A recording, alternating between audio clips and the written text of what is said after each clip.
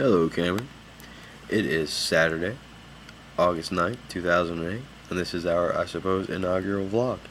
I would have done it last week, except I went to the Outer Banks and thought I'd have Wi-Fi there, but a freak lightning strike knocked out the tower or whatever it is that you need to have Wi-Fi a couple days before we got there, and so I couldn't start it. I couldn't even respond to your questions about if whether or not I was starting it. I didn't even know you'd ask them until I got back, and so here I am, sort of answering them all at once by just explaining the situation.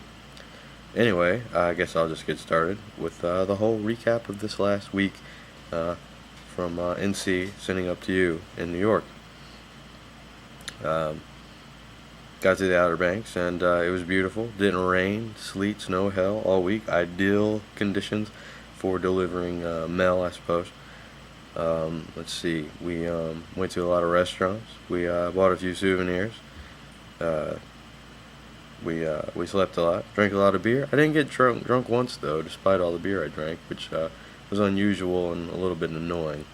Even so, pretty good time was had by all. Spent a lot of time with the family. Really enjoyed their company, and at the same time was reminded of why I moved out 8 years ago. That said, I don't regret being part of the family, but nor do I regret moving out 8 years ago. Little silly things. Let's see. I can't seem to approach my sister without her crying. She's only about a year and a couple of months old. Yeah, big surprise. I'm 25 years, as you know, 25 years older than my sister, and 21 years younger than my mother. The only thing the two of us have in common is that we were both accidents. But anyway, she cries every time she sees me, and just randomly, I was sitting on the couch playing my guitar. I was playing Hallelujah, Leonard Cohen. Well, it was tempting Jeff Buckley, but of course, it didn't come out quite that way.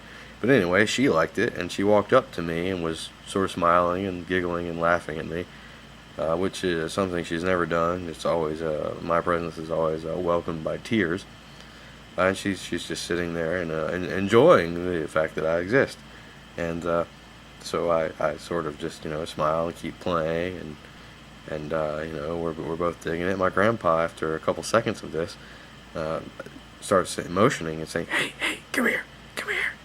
And I don't know why he's doing this, because this is what he does when she cries. And she's not crying, she's actually quite happy.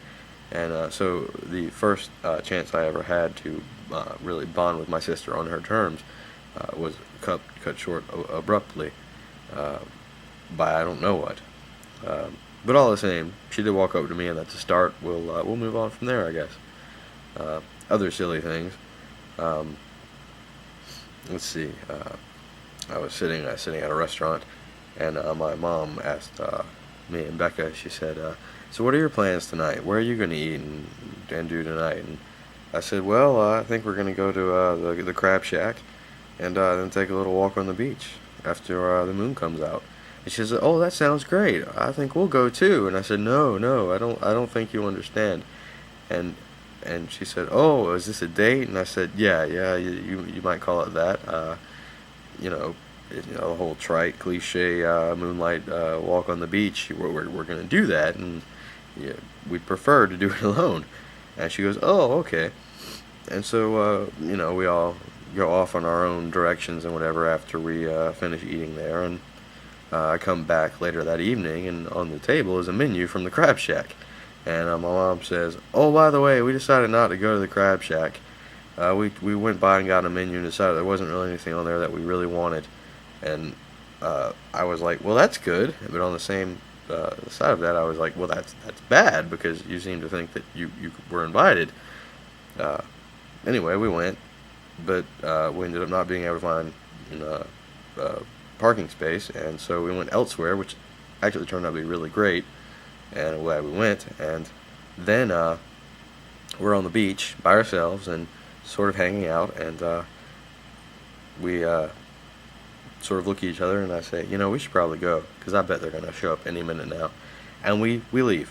And as we're leaving, just as we get to the parking lot, guess who pulls up? Well, we hand hand them off a skimboard which we took with us because we'd bought it. We found it on sale for $7, and so an hour later we're back in our room, and we're sort of settled in for the night, and there's a knock on the door, and well, hey, sorry, I hate to tell you this, but we lost your skimboard. Despite us pointing out, hey, it's the same color as the water and it's dark outside.